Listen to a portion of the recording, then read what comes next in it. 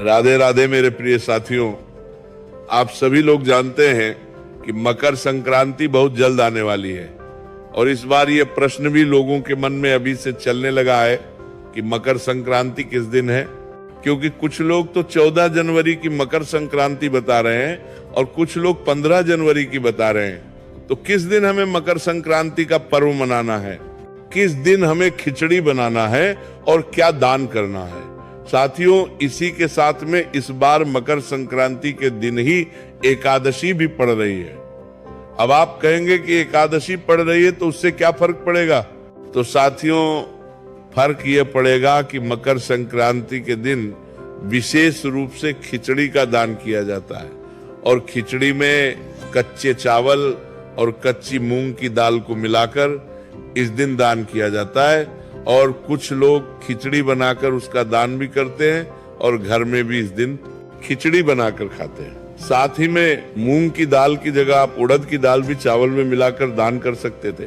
पर साथियों, इसी दिन साल की पहली छठ तिला एकादशी पड़ रही है। इस वजह से इस बार लोगों के मन में यह भी एक बहुत बड़ा प्रश्न है कि हम लोग इस दिन अगर खिचड़ी दान नहीं करें तो फिर क्या दान करें जिससे कि हमें पूर्ण फल मिले। सारी अद्भुत जानकारी हम आपको इस वीडियो में देने वाले हैं। साथियों, सबसे पहली बात, इस बार मकर संक्रांति के पर्व को लेकर बहुत असमंजस की स्थिति है। तो यहाँ पर हम आपको बता दें कि इस बार मकर संक्रांति का पर्व 14 जनवरी 2025 बुधवार के दिन ही मनाया जाएगा, क्योंकि इसी दिन सूर्य का उत्तरायण दोपहर में लगभग 3:00 बजे के आसपास हो रहा है और जिस दिन ये उत्तरायण होता है यानी कि सूर्य का मकर राशि में प्रवेश होता है, उसी दिन मकर संक्रांति का पर्व मनाया जाता है। इसलिए आपको इस बार सिर्फ 14 जनवरी के दिन ही मकर संक्रांति माननी है।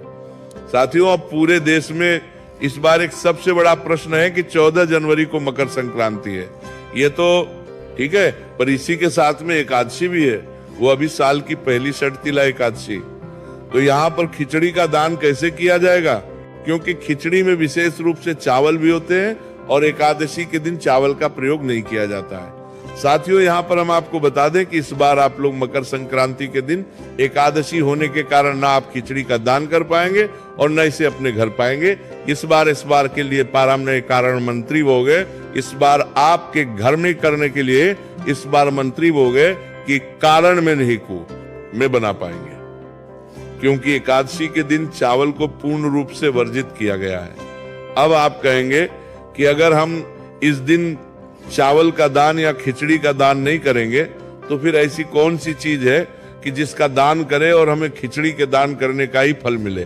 साथियों, मकर संक्रांति के दिन खिचड़ी का दान करना तो सबसे सर्वश्रेष्ठ माना ही गया है, पर आप सभी लोगों को पता है कि मकर संक्रांति में तिल और गुड़ का भी बहुत ही बड़ा और विशेष महत्व माना जाता है। इसलिए इस बार की मकर संक्रांति के दिन आप लोगों को काली तिल और गुड़ का दान जरूर करना चाहिए और यही दान आपको खिचड़ी के दान का फल भी दिलाएगा।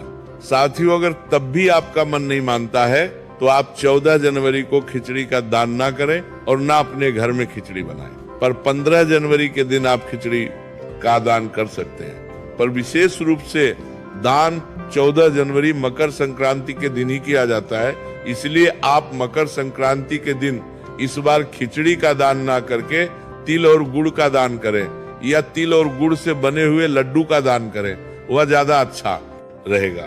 साथियों, इसी के साथ में मकर संक्रांति के दिन भले एकादशी पड़ रही हो और आप खिचड़ी का दान ना कर पाए, पर इसके अलावा आप लोग जरूरतमंद लोगों को गर्म कपड़े दान कर सकते हैं, कंबल दान कर सकते हैं, क्योंकि इस समय ठंड बहुत ज्यादा पड़ रही है तो उस समय चारा दान का भी आपको बहुत बड़ा फल मिलेगा।